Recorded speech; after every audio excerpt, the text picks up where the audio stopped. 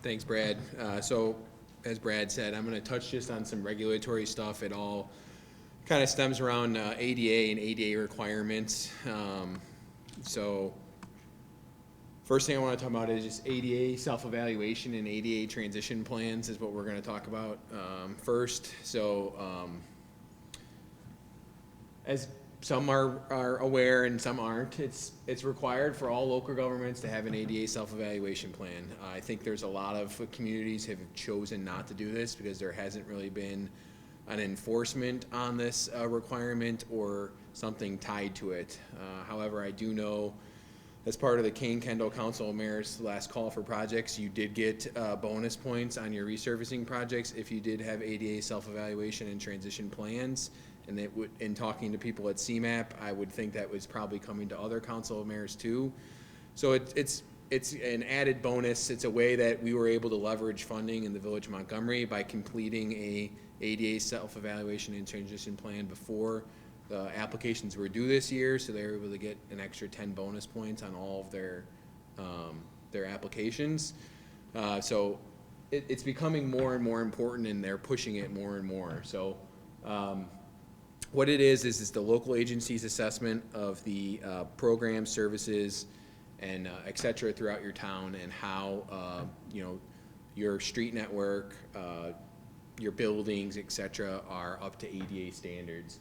It evaluates your current facilities and programs. Obviously, the biggest one being your sidewalk ramps, typically, but also your accessibility in your buildings. It will identify the necessary changes to become compliant. And then it also, you're required to provide a way for the public to participate and get public participation. So that's step one would be the self-evaluation plan. Basically, how deficient are we? How many non-compliant or compliant ramps? So the picture there shown there is a color-coded map that we created that basically numbered every single ADA ramp in the Village of Montgomery, and then labeled the red being are non-compliant and the green being compliant. So we went out and did a field survey of all the ramps and basically determined whether or not they were compliant or non-compliant. The next plan would be to come up with your ADA transition plan. So the ADA transition plan is only required for municipalities that have more than 50 people part-time or full-time. One of the big things of the ADA transition plan would be to identify who your ADA coordinator is at the village. So that's going to be the person that's going to field any ADA complaints, who's going to address and try and get back to the residents or person who might file a complaint inside your village. You want to identify what your physical obstacles are. That's usually your sidewalk ramps, or it could be, your police department only has stairs and doesn't have a ramp going up to the building.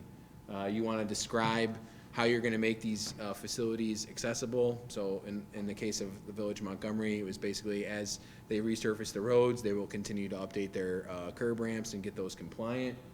You want to include a schedule to achieve compliance. So you can see there is kind of a rough outline of the ramp ID, what type of crossing it is, whether it was a curb ramp or a depressed corner or had bike path, the cost, a rough cost to update that, and then what year that improvement would get done. And then that lower one is from a similar plan that we did for the city of Yorkville. It's got a little bit more detail about what the existing slopes were and a little bit more detail on how to get the ramp updated, but both would suffice. And what you ultimately come up with is a total cost to get ADA compliant. And it's just to have a plan. You don't have to have it done in 5 years or 10 years. It's just to identify how you're going to get there. And then again, you provide an opportunity for the public to participate. So these are becoming, I think, more and more important, especially with now there's extra points associated with getting funding, specifically in Kane-Kendall Council of Mayors. I wouldn't be surprised to see stuff in DuPage or the Northwest or whatever other planning council you're associated with.